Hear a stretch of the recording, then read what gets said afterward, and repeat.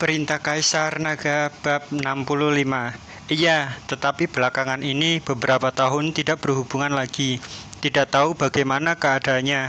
Denny menganggukkan kepalanya. Sekarang mungkin sudah menjadi pejabat tinggi. Kalau mereka sudah datang, kalian harus saling melepas kangen. Anita terlihat senang, kemudian melihat Mona yang sedang duduk di sofa. Dia berkata, "Cepat pergi, ganti baju kamu. Sebentar lagi akan kedatangan tamu.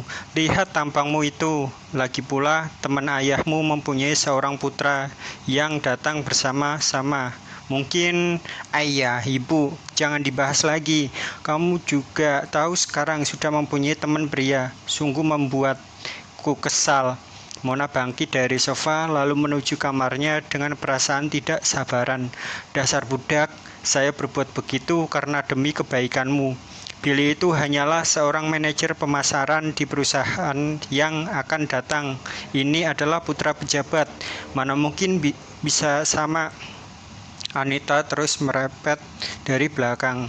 Mona tidak berkata apa-apa, tetapi begitu sampai di kamar, dia menutup pintu dengan bantingan yang sangat kuat. "Anak ini sungguh tidak patuh." Anita masih mengomel, kemudian berkata kepada Denny, "Suamiku, saya akan mencuci sedikit buah-buahan lagi. Kamu ingat telepon hotel untuk memesan menu yang agak baik. Nanti siang kita makan bersama." "Baik." Denny menganggukkan kepalanya. Dengan cepat, Dev sekeluarga sampai. Setelah menekan bel, Denny segera membuka pintu. Begitu Edward dan Denny bertemu, kedua orang itu tertegun sejenak, kemudian saling berpelukan. "Kapten, saya sangat merindukanmu. Beberapa tahun ini perubahanmu sungguh besar. Rambut juga sudah memutih." Denny tertawa sambil berkata, "Hahaha, kamu juga makmur dengan postur tubuhmu sekarang masih berani memakai pakaian tentara." Edward tertawa sambil meninju Denny. Pandangan mata Denny jatuh pada Celine dan Dev.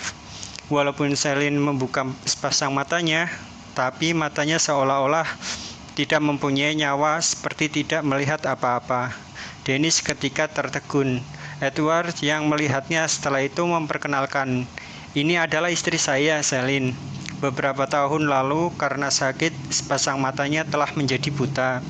Denny segera berkata kepada Celine, "Kakak ipar, ayo masuk dan duduklah di dalam." Celine tersenyum dan cepat-cepat mengangguk. "Baik-baik, saya sering dengar suamiku menceritakan masa lalu kalian. Dulu, kalau bukan karena kapten, saya sekarang sudah reinkarnasi." Denny segera memapah Celine masuk ke dalam rumah. "Paman Sunandar, biar saya saja." Dev maju dan memapah Celine. "Ini adalah anak saya, Dev."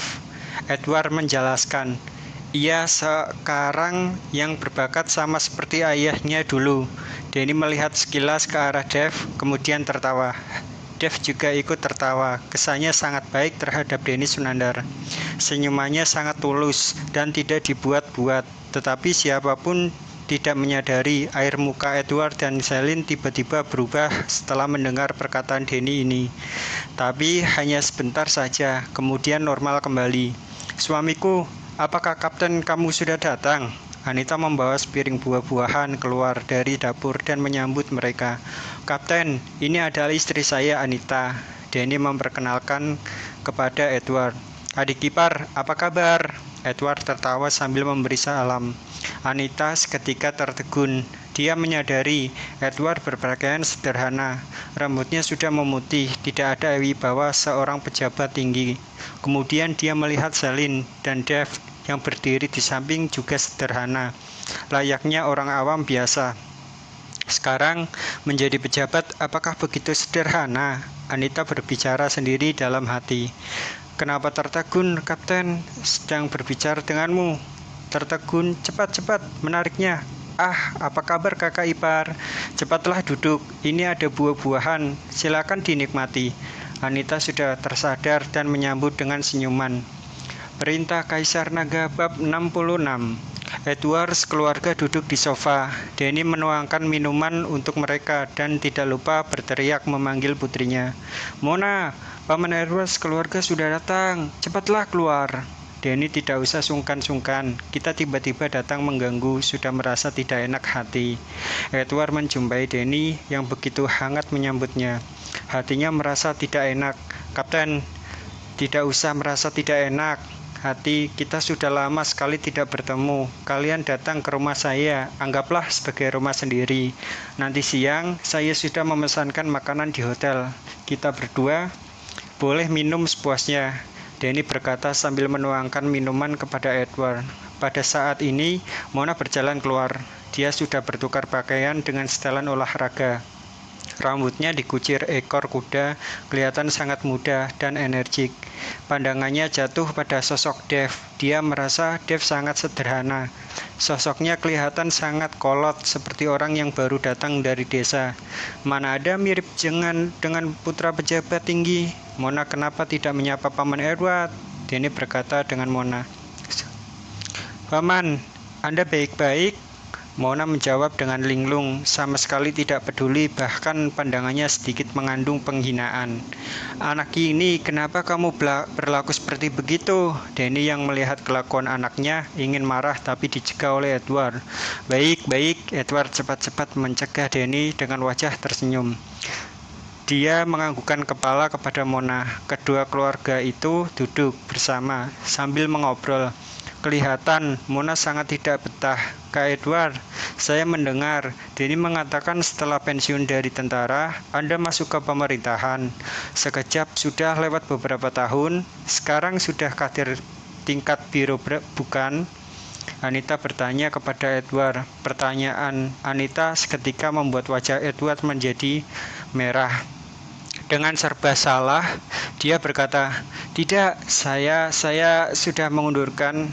Baru usia berapa sudah mengundurkan diri? Apa tidak terlalu cepat?" Anita bertanya dengan perasaan terkejut.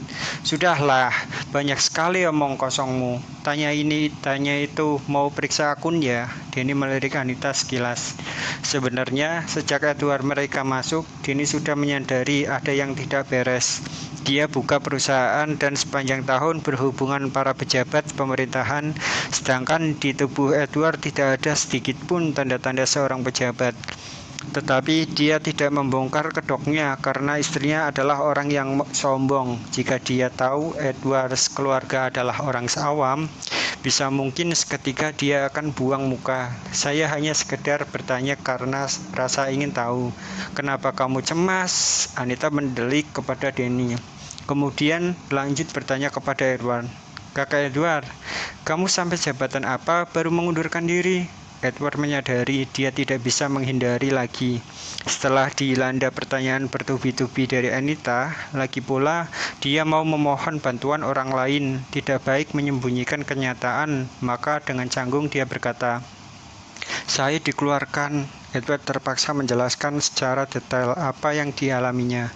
Beberapa tahun ini dia sudah tidak memikirkannya lagi. Sekarang baginya reputasi sudah tidak berarti apa-apa lagi. Setelah Anita mendengar ceritanya, senyum di wajahnya langsung sirna. Kemudian dia mendelikan matanya. Sedangkan wajah Denny menunjukkan rasa terkejut. Kapten, kamu sudah menderita beberapa tahun ini. Kenapa tidak menghubungi saya? Sudah berlalu, sekarang Dev juga sudah keluar. Saya di sini ingin memohon bantuanmu. Lihat, apakah bisa mencarikan dia pekerjaan?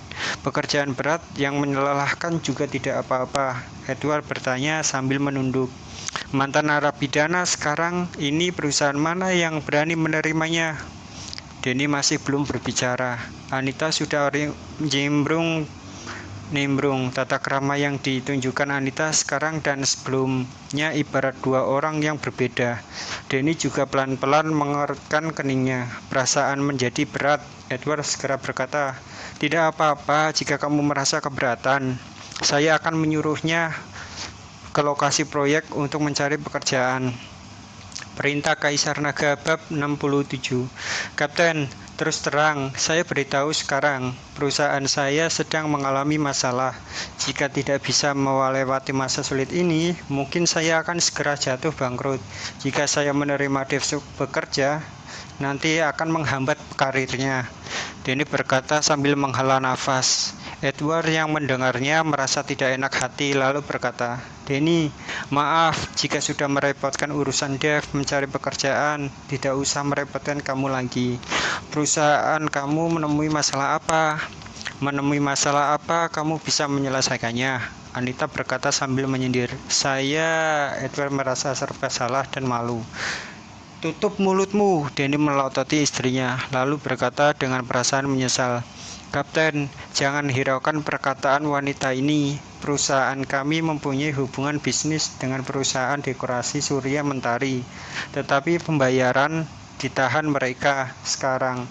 Dua perusahaan jadi terputus, mungkin tidak bisa bertahan lagi. Tetapi masalah pekerjaan Dev, saya akan menyuruh Mona bertanya di perusahaannya. Perusahaan Mona juga merupakan perusahaan grup.